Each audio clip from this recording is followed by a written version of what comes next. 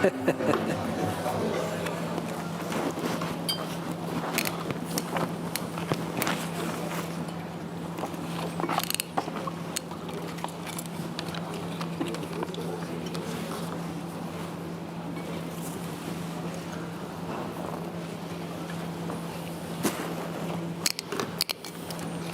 can we start? Yes. Good. Okay, welcome to our seminar. The seminar is 1 year into the RST, Stocktaking and the Way Forward. 1 year ago, IMF board approved a new instrument called the Resilience and Sustainability Facility, financed by a trust called the Resilience and Sustainability Trust. After 1 year, we have the board has approved 11 programs under this new facility. And today we want to use this opportunity to do a stock taking. And we are very happy to be joined by 4 finance ministers from the first batch of what we call RSF countries. Let me briefly introduce them to you. On my left is Minister Strong from Barbados, and Minister Murati from Kosovo. And on my right is Minister Dongu and Minister Acosta. Minister Dongu is from Kenya, and Minister Acosta is from Costa Rica. So welcome. Let me get right into our discussion. And my first question to all of you is, can you describe, in a nutshell, your country's main climate challenges and how the RST is supporting your efforts to address such challenges? Let me start from my left, from Minister Strong, please. Thank you very much, Boli. It's a pleasure to be here this afternoon just to share a perspective on behalf of the government of Barbados. I think it's instructive to recognize that as a small island developing state in the middle of the Caribbean, we are exposed to a variety of climatic shocks, and the extent to which we are able to build that vulnerability is important to recognize that the RSF has come along at the right time in allowing those of us in the region who have limited capacity to be able to unleash that. And I want to indicate that under your leadership, sir, we have been working with all of the multilateral development banks to be able to develop and concretize our climate action plan, such that all the multilaterals are working collaboratively together as opposed to competing in order to support the island's climate policy. Now, a year on, we have been focused on not just how government will be able to implement its climate adaptation measures, but equally how do we mobilize with the private sector. And to that extent, we have, as part of that, we've had engagement with other multilaterals, including the Green Climate Fund, for example, to establish a blue-green bank that will mobilize private finance to be able to build, in the first instance, low-income, climate-resilient homes for low-income persons, which will, by design, will be able to withstand Category 3 storms given the nature of our geography. And therefore, as government is working with the multilaterals to deal with the broader and more substantive matters, we felt it was important that pledging 15 million US from the resources of the RST as part of the capital for the Blue-Green Bank in Barbados, but it will serve a regional focus to be able to unlock those resources for climate adaptation and climate resilient housing, which we know making those investments today will help build resilience in terms of for lower income persons for whom during any disaster, whether it's just a hurricane, a tropical storm, earthquakes, these tend to be the persons who are most at risk, and therefore the innovative way that we are using renewable energy to finance the development costs of the housing such that it lowers the cost of construction to the homeowner. We felt that was an important initiative to kickstart, if you like, our ambitious climate agenda, and therefore we are aiming to ensure now that the implementation of this single program, but there are a range of other programs as well which the RST will support, but as it relates to getting persons into homes that are climate resilient, was at the same time providing an opportunity for enfranchisement. Because once the loan has been paid off with respect to the property, then the renewable energy as a mechanism then becomes an income generating facility, if you like, with respect to the low income person. And therefore, this is the type of transformation that we are seeing as part of our climate agenda. Not just supported by the fund, but we believe working in collaboration with the multilaterals, that is an important element, not just in building capacity, because if we're a small country, we are aggressive with respect to our agenda, but in taking advantage of the technical capacity and the technical assistance that is offered by the range of multilaterals, we see that as being a critical component to helping us achieve climate resilience in the near term.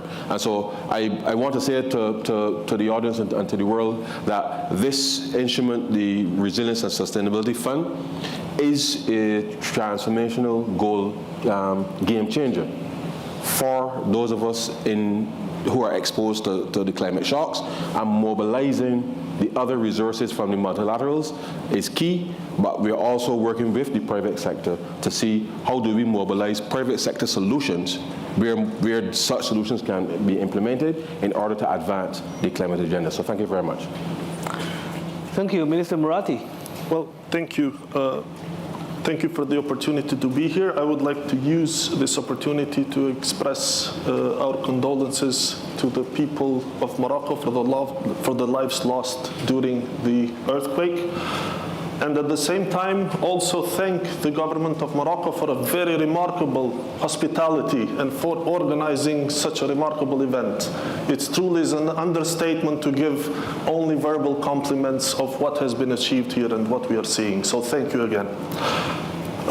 It seems like energy is not the only crisis, and climate change is not the only problem that we're dealing. Energy is not only the only consequence. We're seeing also floods and other natural disasters.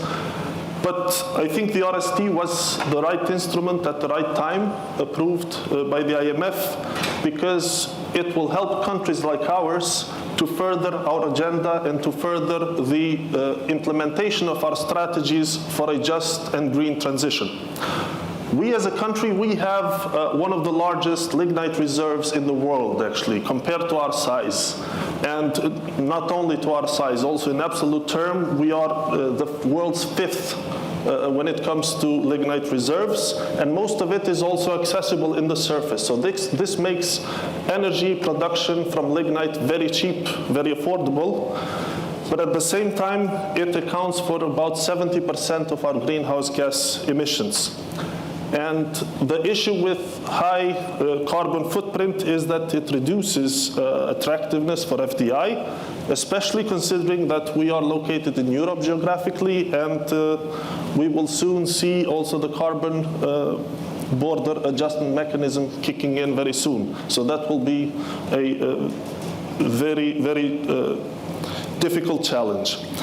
Pollution is also a problem when it comes to communities living in and around the region where the power plants are located. So obviously we needed to take steps in order to change this. A high coal reliance means that our transition will be even more difficult than other countries. It will be more expensive, and it will be also more difficult to convince all of the stakeholders for a green transition. That's why we need all the support we can get, starting also from concessional financing. The RST, as I said, was a program that was in the right time, because when we were approached with the program, we were in the process of drafting our energy strategy, and it helped us quite a lot in trying to synergize what we were trying to achieve with our strategy by utilizing the RST as well. We have undertaken many steps and many reforms, but we think, and I believe, that the RST will not only help with financing new capacity generation, which is so much needed for us to make that transition, but also it will help us with other structural reforms that will enable a faster transition by involving also the private sector. So I would stop here, and maybe later on we can delve into more details of our reforms. Thank you. Thank you, Minister Tongu. Thank you very much, and I'm very happy to be here. It's almost 10 years ago since I was here, and I realized that even with the earthquake, the Moroccans have not been deterred, so I'm very happy about that. But I just wanted maybe to start off by asking myself, where are we now? Because when it comes to climate change, we seem to have forgotten a few issues. You know, just before I took this job, by the way, the last time you met me, I was almost 9 months old. Now I'm 11 months old. So I'm still updating. Yeah? And then we were doing some study with a few fellas from, a few guys from Brookings. And for us, we were looking at climate change in the Horn of Africa and the Horn of African countries. And one of the things we were told in one of our papers is published now, but you can imagine in my current job, I haven't even looked at it. But one of the things that we actually were told to check is that since we are talking about 1.5 degrees global warming, can you focus on those countries in the Horn of Africa to see whether they are to the right or left of that 1.5 degrees global warming? But the outcome was that actually they were all to the right of the global warming, of the 1.5 degrees. What does that tell you? It tells you that climate change becomes a major risk. And for those in terms of economic management, it's going to be a major fiscal risk. That's one aspect. You are going to see droughts versus floods coming in sequentially without any form of prediction. In fact, let me say, even a week ago, our meteorological department had forecast El Nino. Within 1 week, when we sat down and even started doing a budget in terms of how are we going to deal with El Nino. And then the following week, we wanted to see whether we can consolidate this evidence. Again, the evidence they were getting was actually totally different. They were showing that there was no El Nino after packing the budget. Anyway, that is trying to just show where we are.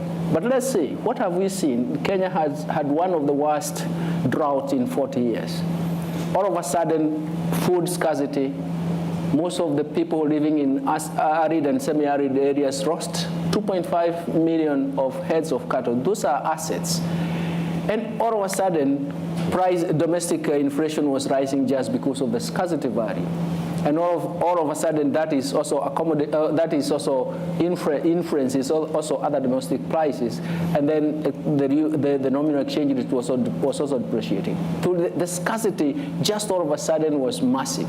And for us, that's a very serious problem because food scarcity is a major problem, but also energy prices. So you can imagine a whole range of macro, or should I say macro disequilibrium just emanating from climate change. So in a sense, then you have to ask yourself, what actually is happening? And by coincidence, the rest of the world was also having the same problem. You can see what is happening in the international capital markets. Interest rates are high. Inflation perhaps coming from a totally different, not from our side. Inflation from the supply side is quite problematic because in a sense, we don't have supply side tools. Most of the time, the IMF has demand side tools so that if you want to try and reduce inflation, you actually have to plunge the economy into a short-term recession. But it is necessary because you remove the plateau of high prices. But then, what does this new tool, RSF, help us? The first thing is actually to reduce the risks in terms of climate change. These climate risks that are coming in, quite pervasive. We didn't know how else you need to address them, but there was also other auxiliary issues like supply side coming from Ukrainian crisis. But the most important thing is how do we reduce these climate change risks, and how do we focus on adaptation and even invest more in terms of mitigation. So many serious issues come in, and they are very, very important to deal with them, but it is a pioneering instrument. which we have to, first of all, live with, first of all, to address our physical risk coming from climate change, but at the same time, how do we actually start investing in terms of adaptation and all the issues that are included? I do believe that it is a timing issue that is allowing us to actually take advantage of that, but I'm also looking at it in terms of once you have an IMF program. For example, for Kenya, we had an IMF program. So in a sense, by adopting the RST, it extends the IMF program. But what it does is also to give us confidence in terms of what we're going to do in future. As I started by saying where we are, I'm actually saying those factors, those constraints are still with us. We haven't even resolved them. Those food supply issues are still going to be with us. It's a whole issue of how do we use these instruments and other new instruments that may come to actually fight off this. But having said that, we now have to go back and say, what kind of instruments do we need to introduce to actually safeguard our mitigation, and how do we strengthen the resilience? The resilience bit is becoming very, very critical. I think maybe I can stop there and maybe come back to the issues of resilience later. Thank you, Minister Acosta. Thank you, Mr. Boli. I'm going to speak Spanish.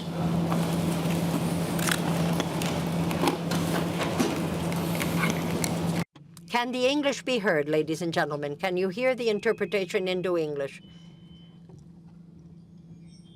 We have to keep the microphones away from your headphones because otherwise all I will hear is a whistle. Bueno, Okay, here we go. Thank you very much indeed. I'm sorry. Thank you to the IMF to give us the opportunity to address the question of the Resilience and Sustainability Trust. And this is for two reasons.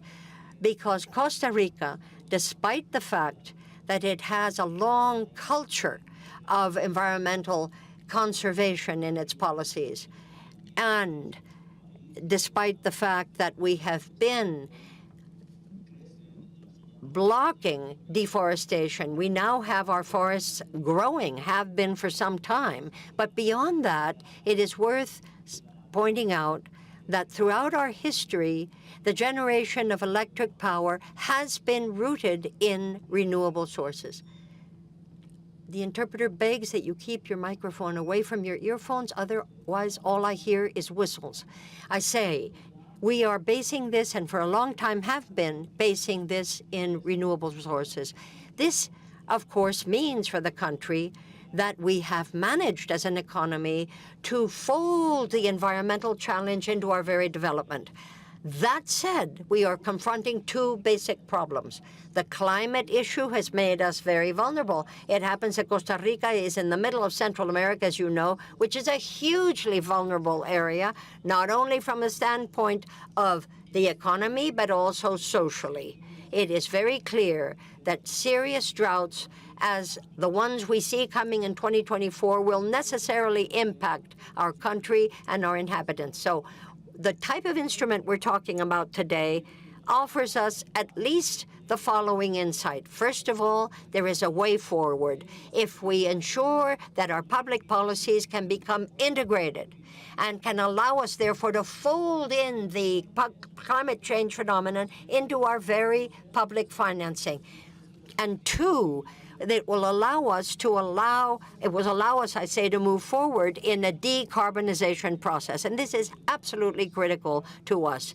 The development of our country and much of the social development in our country is absolutely linked to the environment. So why is this type of credit so important? Because these changes cost a lot. They are hugely expensive. You don't get there in terms of financing these instruments overnight. It's a long-term process. And I commend the IMF for jumping on the need to start thinking of the resources that can move us in that direction, that offer us a development process that isn't based on the same old exploitation of natural resources, but rather on other sources, which are the productive capacity that respects the environment. Now, vulnerability is key. We get that. And Costa Rica, over the last years, has lost, for the lack of a better term, half a GDP point for each year that has gone by due to climate change.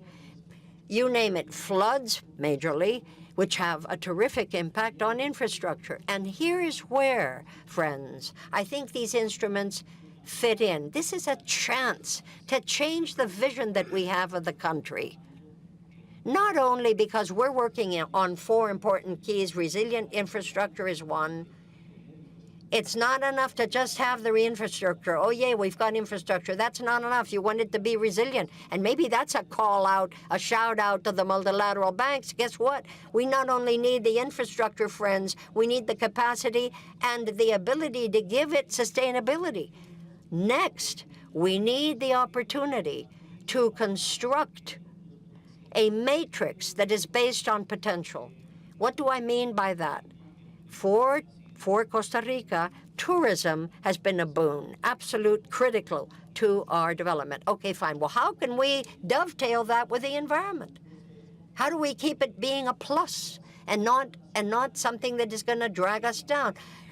Our national accounts must, we feel, show the impact of climate change. We've got to fold that in. The question then becomes also, how can we make sure that our growth estimates also take this into account? In a way of speaking, how can we green our monetary reserves? And how can we then use the instruments we've got that will boost the resilience capacity of our countries? Every vulnerable country has, by definition, as a result of this, vulnerable populations. And there's the crux of it. You've got to find a way to use this kind of instruments. Find them and make them work, because at the end of the day, we all want to be developed. So don't we really want the instrument that will allow us to do so, and to have financial instruments that allow us to respect the environment? Yeah, be more resilient, we get that, but at the same time, keep developing without having a terrible impact on our neighbors, because that's the other part of this. There is where I think the IMF has really hit it on the nose, because it's not just macroeconomic stability, as important as that is, but the IMF has understood that there is no such thing if there isn't economic and population and environmental stability as well. Thank you. Thank you, ministers. I think the first round of answers give us a very good context, understanding each country's climate challenges and how RST could fit in. Let's dig in deeper. The next 2 questions will be for Minister Strong and Minister Costa, because your 2 countries are among the first batch of countries which receive RST. And the first reviews under the RSF program have already been successfully completed. So Minister Strong and Minister Acosta, how has the RSF added to the national climate dialogue? And how did it fit into the broader climate policy efforts supported by international partners? Let me start with Minister Strong again. Thank you. Thank you very much. Now, it is important to understand that coming in a post-COVID environment, that the fiscal space required to just achieve sustainable development goals was already constrained.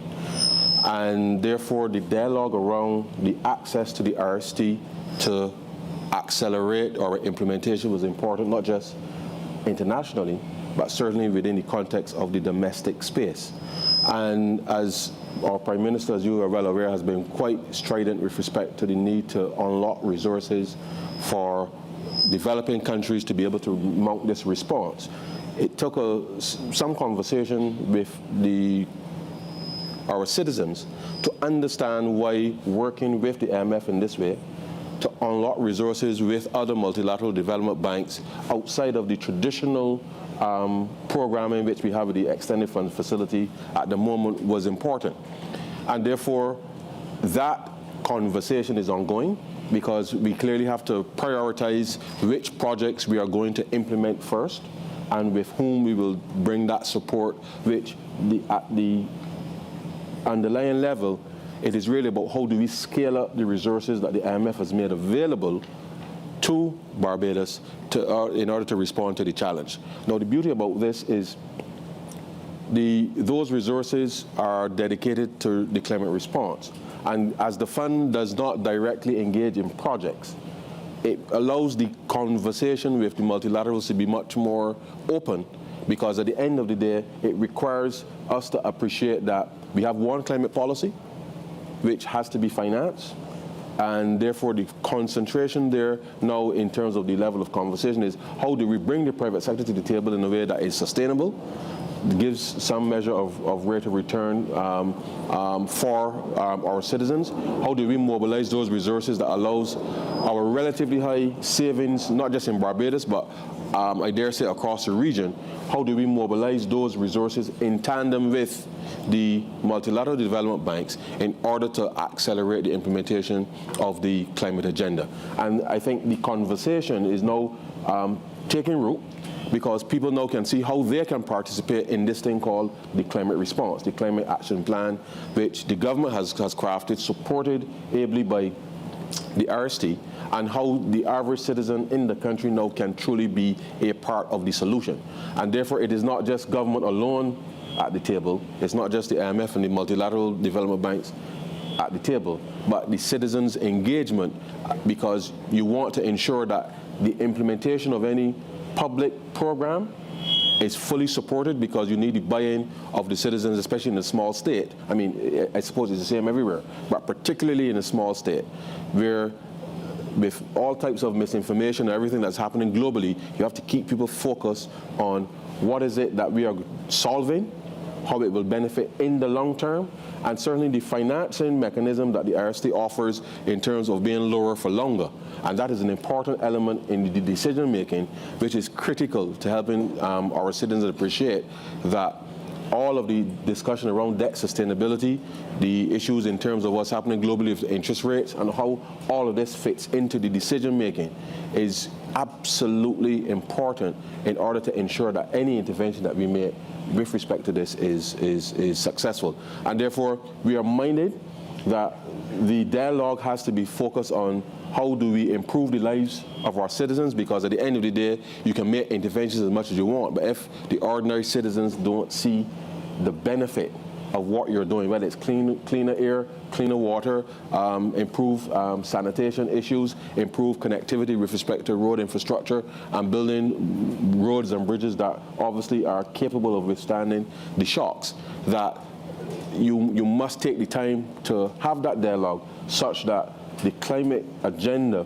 is made real to the citizens. And we spent quite a bit of time with those dialogues, with those consultations, to ensure that as we work with the multilaterals, that we can see greater uptake of the interventions, and that they too can mobilize their private resources in tandem with others to be a part of the solution rather than waiting to see where others can come in. So, Thank you, Minister Acosta.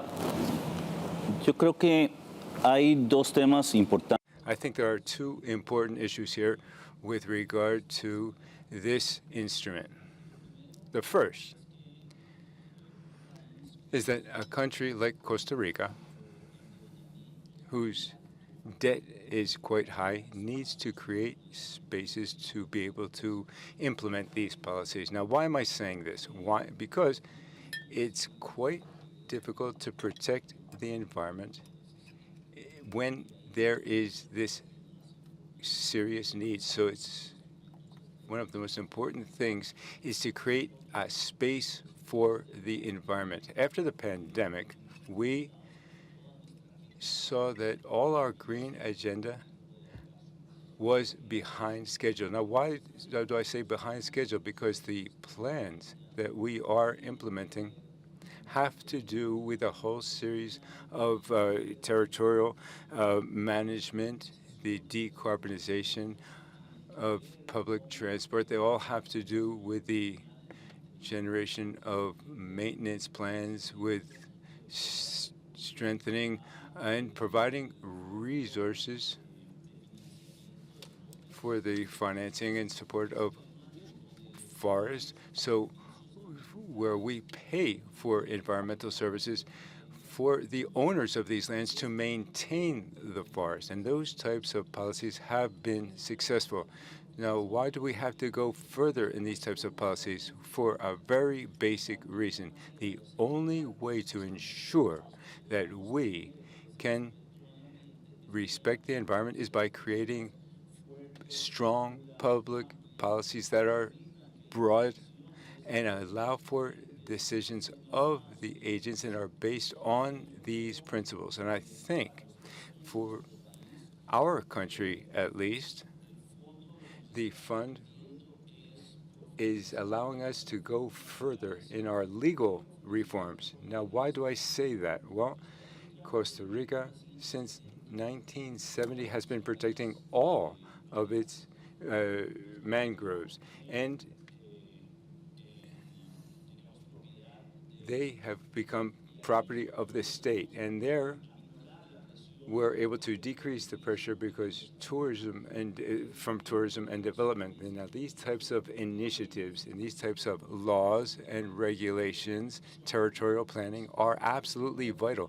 But we can only implement if we have this fiscal space. That's why it's so important. Costa Rica was the first country that received a loan under these beneficial conditions for a clear reason, because the history of the country was based on a culture of protecting the environment. And therefore, it's so important to continue moving forward with the laws, and it's only with the capacity of the state to make sure that there are provisions that protect the environment that we're going to achieve all of this. My impression for the discussion in Costa Rica is not protection or not protection. It's what type of protection do we want, and how far do we want to go, and how wide and far-reaching should this protection be? Thank you, Minister. Let me now turn to Kosovo, Minister Moratti. We understand that Kosovo has a long-standing partnership with the European Union on climate policy. So how are the RST reform measures fit with your with the green agenda for the Balkan countries? And can you also share some of the key reforms that you plan to implement in the energy sector, please? Well, thank you. And rightly said, we are converging towards EU commit for directives or other areas as well, and so is our energy strategy. So it is fully in compliance with the EU Green Agenda, and considering that the RST is helping us realize and implement that energy strategy, it is also helping us indirectly in getting more closer towards the EU. How do we get there, and how is the RST helping us? Well, obviously, we need to increase generation capacities of green energy. So we are using the RST funds to create new generation capacity, state-owned, but also with the help and catalyze private investment as well. Secondly, we need to increase efficiency in existing buildings in order to conserve energy. And thirdly, we need to reduce pollution. How do we get there? Well, for increasing capacities, again, aside from the state-financed new capacities, in order to get there quicker, we foresee an increase from what is now 5% of green energy contribution towards the energy consumption or towards the energy generation that is consumed. We intend to reach 35% by the end of 2031. And how do we get there faster? Of course, with the help of the private sector. And we are undertaking a number of measures which are also supported by the RST in order to get there. Firstly, the aim is to strengthen regional cooperation. Being geographically small countries in the Western Balkans, we need to better integrate so that we can balance each other and we can utilize each other's strengths. Our Energy Regulatory Office has approved all necessary regulations, and now we have also established a common energy exchange with the state of Albania called ALPEX, which is currently undergoing testing, and we expect that the first trade to commence in November. This way, market-determined prices should also engage more private capital and make it more attractive for private capital. Staying at the market-determined prices, we have also, through the RST program and reform measures, we have substituted blanket energy subsidies with a new program that targets vulnerable energy consumers that we have designed together with the World Bank. And on top of that, lastly, just this week, we also recently approved a law on renewable energy sources, which transposes EU directives and defines a framework for competitive auctions, so further attracting more private capital. In order to increase efficiency, what the RST program as a reform foresees is designing and also the start of implementation of a set of measures to improve efficiency in multifamily buildings, but also in individual and residential homes. This way, we are supporting families to conserve energy so that they don't spend that much. The problem and the issue that we have is that our winters, being a bit stronger than usual, tend to increase electricity consumption. And if it's produced by fossil fuels, it further exacerbates the problem as well. And to reduce this pollution as well, we increased fiscal space through the RSF, which allowed us to finalize all technical preparatory work to install new filters on the existing largest power plant, on the 2 units. And the filters will be installed in the months to come, which is also another project funded and supported by the EU. So these are some of the measures that the RST is helping us with and supporting as well. And I think it's getting us closer towards the EU and also towards a more green and just transition. Thank you. Thank you. That's good to know. It's good to know that we are helping. RST is helping. Let me now turn to Kenya, Minister Dongu. A climate policy diagnostic mission was recently, they visited Kenya recently. This is a new policy tool for the fund, which we hope can help us identify the policy areas that can merit RST support. Could you tell us a little more about the diagnostic mission and the resulting reforms that are planned in the context of the RST arrangement? Thank you very much. And that is quite interesting because we are maybe the latest entrance into this. But maybe I should take one more step back and talk about African crime was held in Kenya last month in September, and for which you actually there and you participated. And one of the issues that came up, and even the conclusion, is that you cannot talk about climate change and differentiate it from development debate. It is part of the development debate. And if it's part of the development debate, then RST becomes an instrument in that agenda, in that development agenda. And for us, that is very, very important. And one of the issues that was itemized, and in fact, even before I get there, most of the African countries and even other European countries that spoke about the development agenda could not move away from that. One of them is actually the pure dependence of it. Let me give you some statistics, for example. In Kenya, for example, agriculture contributes to 25% of GDP and employs about 80% of the rural population. Quite pervasive. If you look at energy itself, the 35% comes from hydropower. And if you look at even the growth itself, the component of growth, once there is climate change, we lose about 2.5% of GDP coming from this. So essentially, it is intense in terms of what is happening. But when we negotiated the RST with the IMF, 4 priority areas came in, very, very important areas, which require a reform agenda. And the reform priority, the number one priority area for reform is to incorporate climate risk into fiscal planning and even investment framework, which becomes quite critical in terms of looking at it in terms of the risks that are driven by the climate change and what kind of solutions to get. And the second reform area is mobilizing climate revenue and strengthening climate spending efficiency. I do know that there were discussions about even carbon tax, for example, or even carbon pricing. But it is showing that climate finance itself is going to become an important area, so that it gives an incentive in terms of preserving and even fighting climate change. And reform priority number 3 was enhancing effectiveness of Kenya's existing frameworks to mobilize climate finance. And finally, priority 4 was actually strengthening disaster risk reduction management.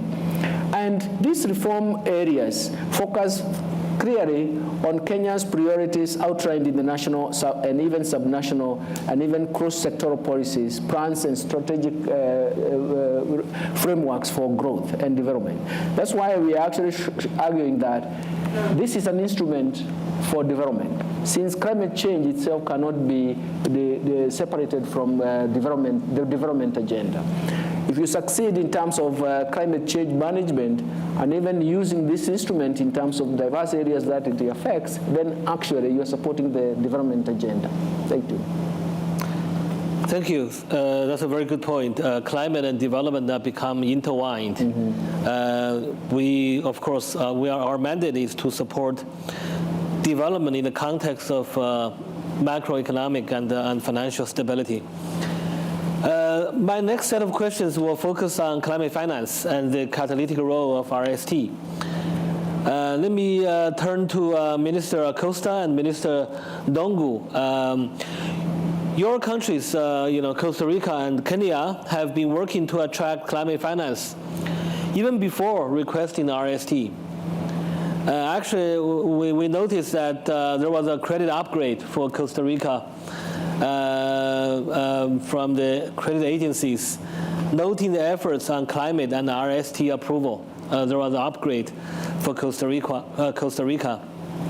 So from your perspective, what is needed to increase the synergies among development partners, MDBs, IFIs, bilateral partners? How can we produce more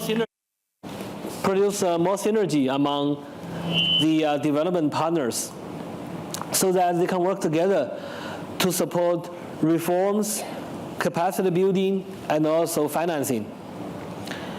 What should the country do to encourage private sector investment in green projects? And what is the role of policy commitments and actions towards the, in order to scale up, in order to crowd in private capital in climate projects? Let me start with Minister Acosta, please. Muchas gracias. Creo que hay. Thank you very much for those questions. I think there is a multiplying effect here in the elements you've set forth, not only from the standpoint of the multilateral agencies, but also from the standpoint of the countries themselves. We have a very great deal of closeness, let us tell you, for instance, with the French Agency for Investment, with Canada, and with numbers of other sources, countries that have understood that within the scenario of the countries that have received support from the IMF through the RST, the Resilience and Sustainability Trust, but also with regard to how you compare us to other countries. Do you know Gary Lineker? He's a British football player who said not long ago, there ought to be more countries like Costa Rica. He said it on the news. We all heard it. Why? Because we're committed to the environment, and he liked that. But when you've got the support of an entity like the IMF that isn't a football player, but it understands how all of this translates into a better economic future for your people, and where you can set up a facility, well, this triggers the interest of investment. and those who are willing to go forward. So there's a connection. But let me tell you this. Costa Rica needs to have its Congress approve our investments on the international scene. We went off to buy with a plain vanilla title, 1.2 billion. But the characteristics of the green modes, to put it that way, is that when you launch this, you have an over offer. But then when you try to bear down on the prices, can't move forward. We went forward with 1.5 million, but we had offers 8 times above that for our emission.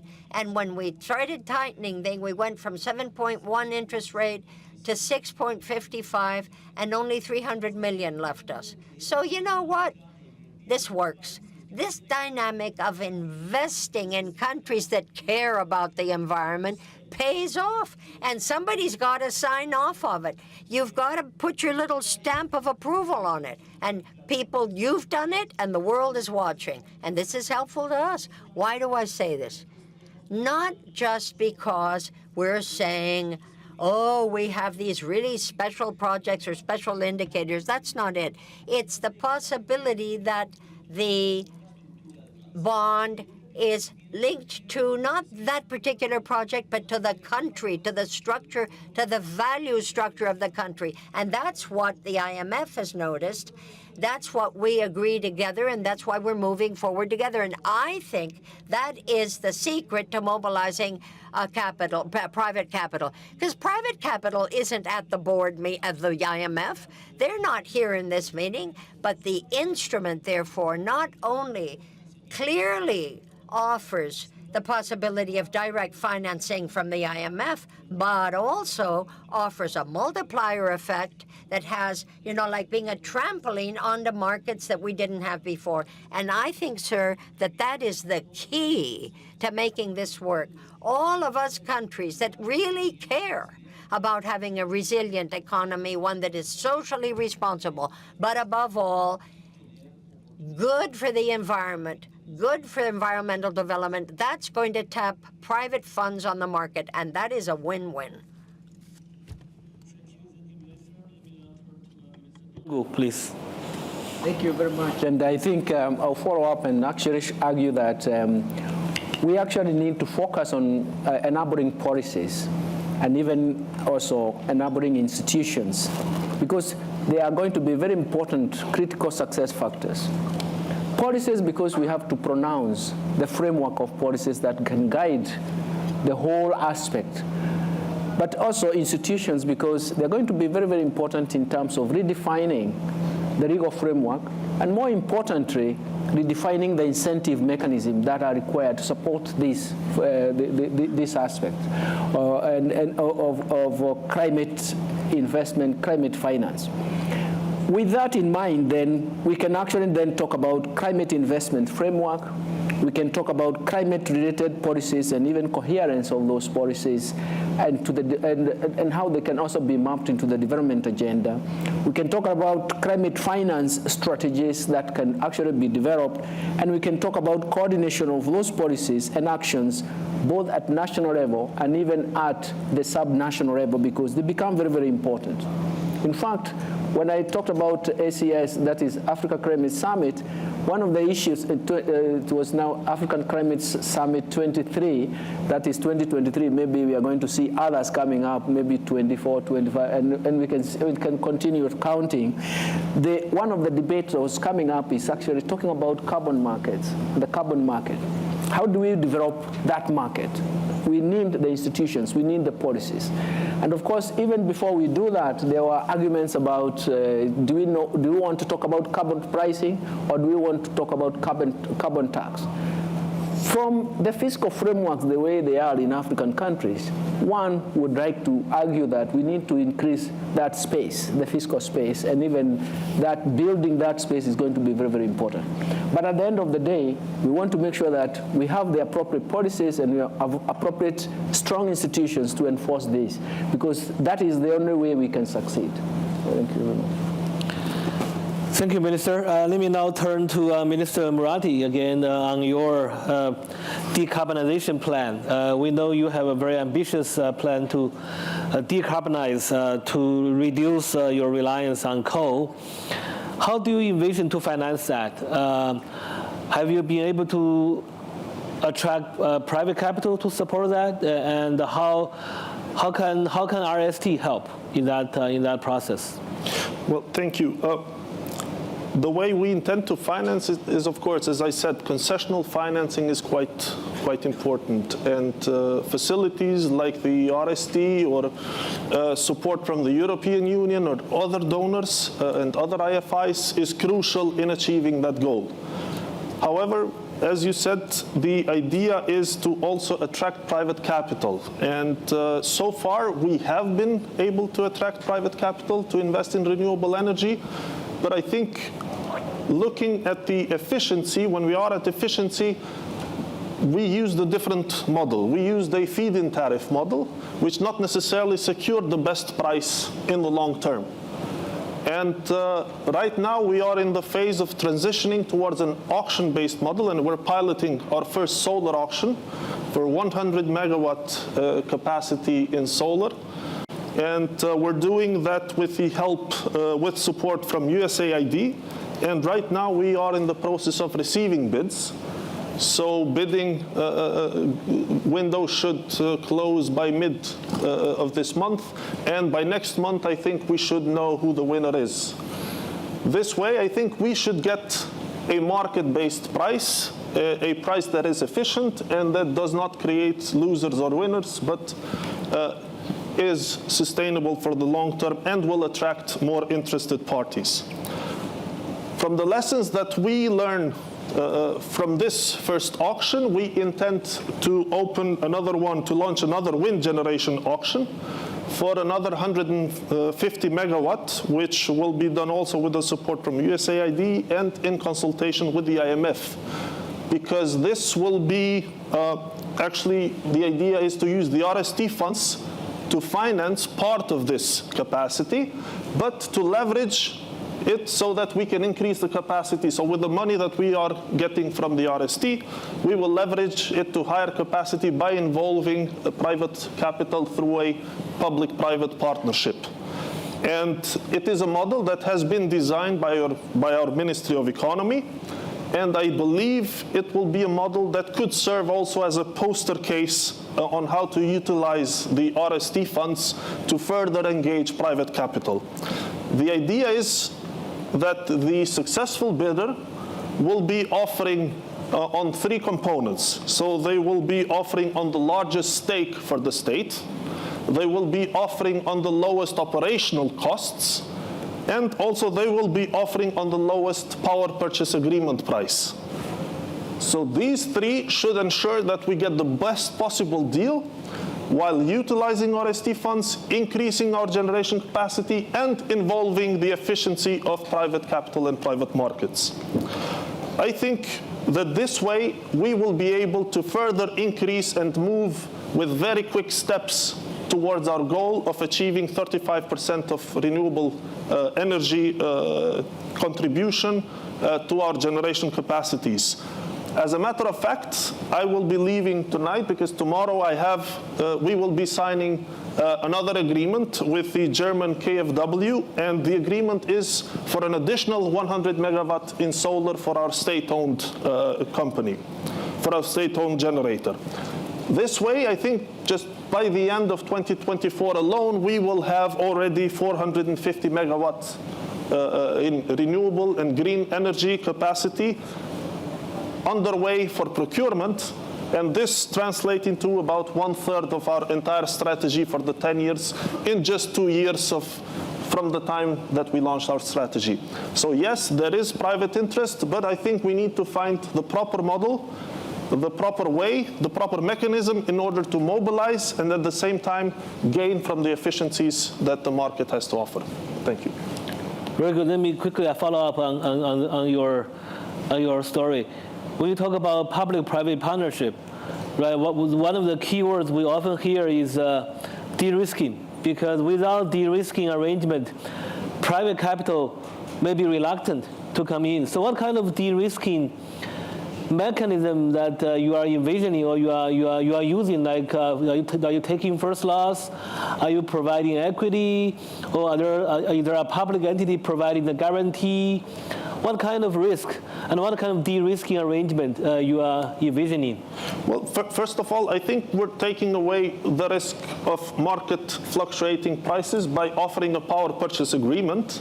But for the other, let's say, components or factors that will have to be considered, I think we still have time because the idea is still in its initiation phase. But we will work through with our partners, with you as well, to find ways of how we can make this more attractive so that we generate the most interest possible and we also gain the maximum. Thank you. Thank you. Minister Strong, now let me come back to you. We know Barbados has a very ambitious climate agenda, adaptation, mitigation. Do you have a pipeline of projects? And who helped you to prepare that pipeline? And when you prepare that pipeline, what are the major considerations in terms of trying to address some concerns of investors? And do you see a role for RST program, RST reform, to help you prepare that pipeline? Thanks very much. And the reality is that as a small state, there's always very limited capacity.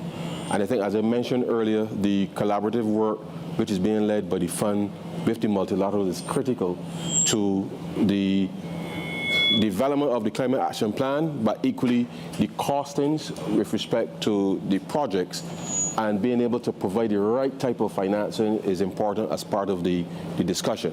Now, let me say that in relation to what some of our priorities are, and I think it's important to recognize that as a small country, we're faced with issues in relation to drought as well.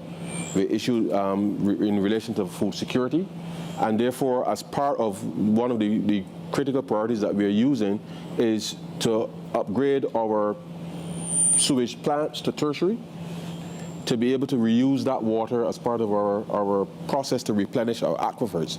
Because we don't have any rivers or any such thing, we rely solely on rainfall and having the aquifers fill in order to manage our water. There's some desalination capacity as well, and therefore we are focused on that. Now, how are we going to achieve that? As part of so just a little bit of history very quickly. 5 years ago, Barbados' debt to GDP was 176%.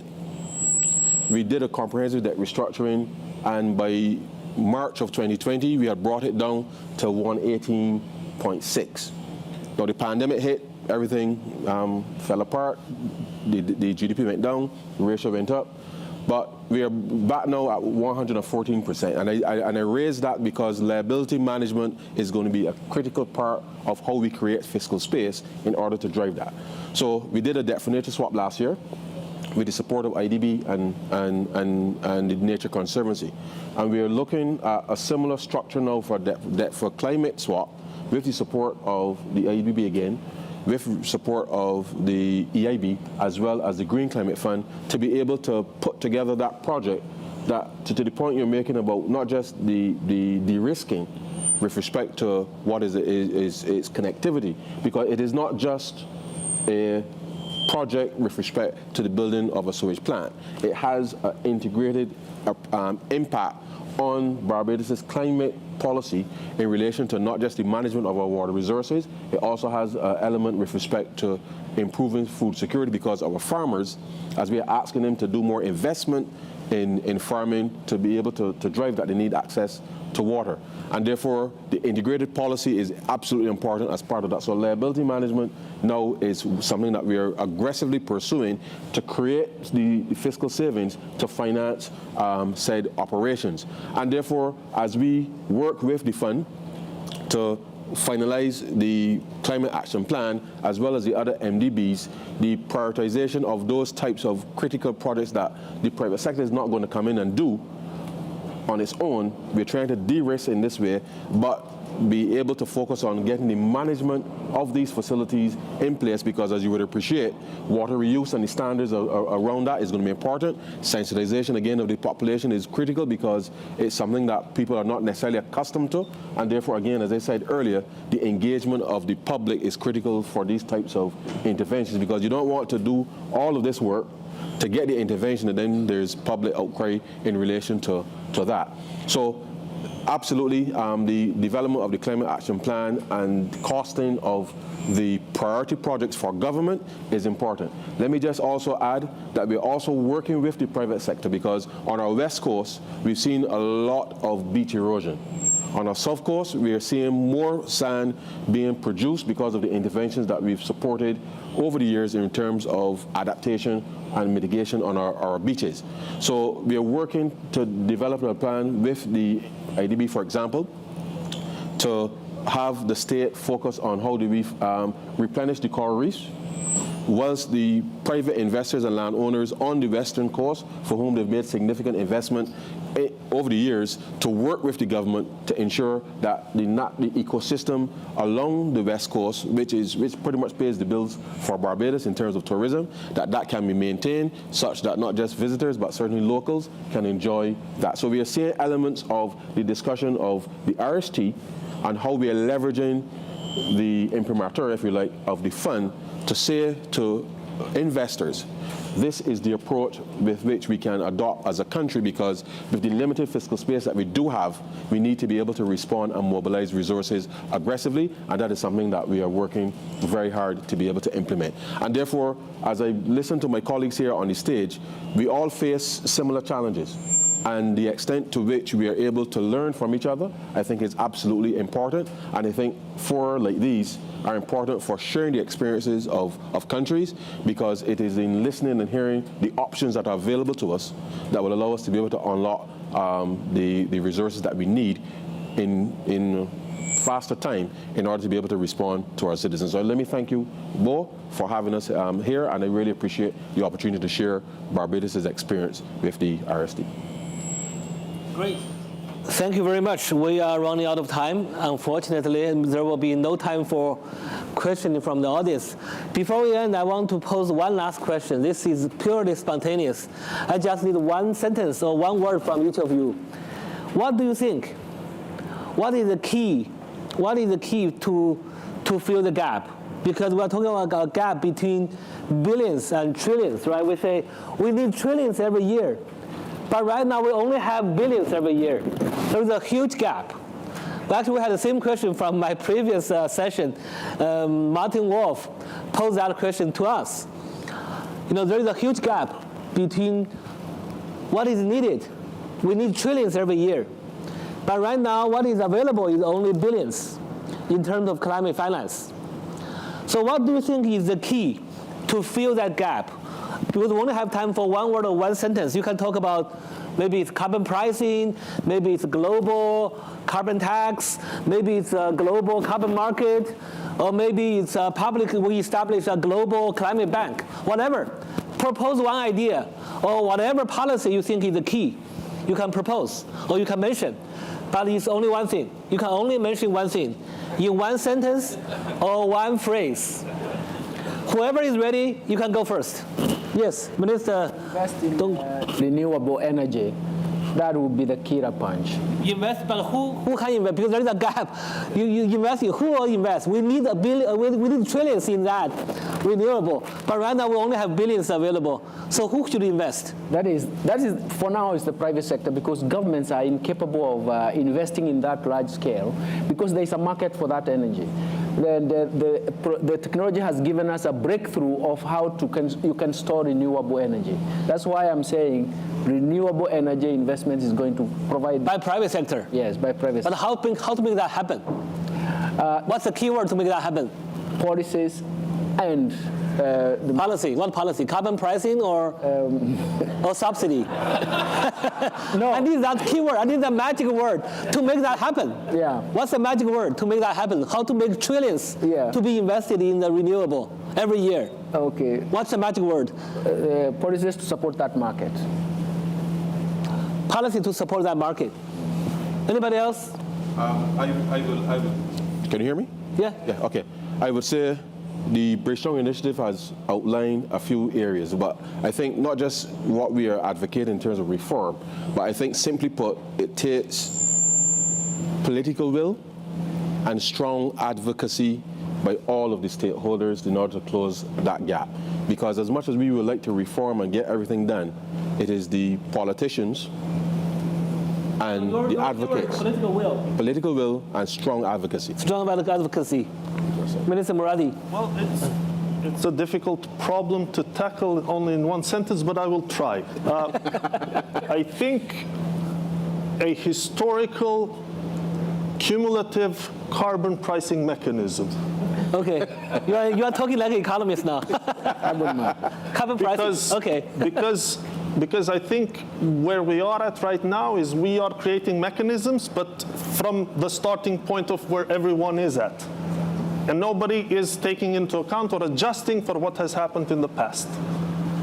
But then the chances of this happening are very slim. But you asked for one sentence. So. Yeah, only one sentence. Okay, finally, Minister Acosta, you have the final word. I think that there's a basic element in all of this, and that's what the minister from Barbados said, and that is the decision makers of public policy. We need to build resilient countries, and that is up to politicians. Once we're all convinced that we depend on one another, and countries can only ensure their subsistence over the long term when we incorporate climate into all of this. And there's a simple reason for this. Private funds respond to incentives, and we have to build those incentives. And I think that RST is an vital incentive to be able to mobilize those resources, but that's only going to be possible if we have policies that will respect the environment and ensure that these private investors are protecting the world. We're all part of the world. We don't have another economy. At the end of this history, we are a closed economy because we do not have anything else in the universe for the time being. So we're all responsible for this world. Policy to support renewable, political will, carbon pricing, and incentives. Maybe we can combine all of them. That may be the magic. Thank you all. This has been a very good discussion. I want to thank all the ministers. And we have been there for 1 year, but we are going to continue. So look forward to continue to working with all of you. And we will come back 1 year later. Next year, let's continue our conversation. Thank you very much.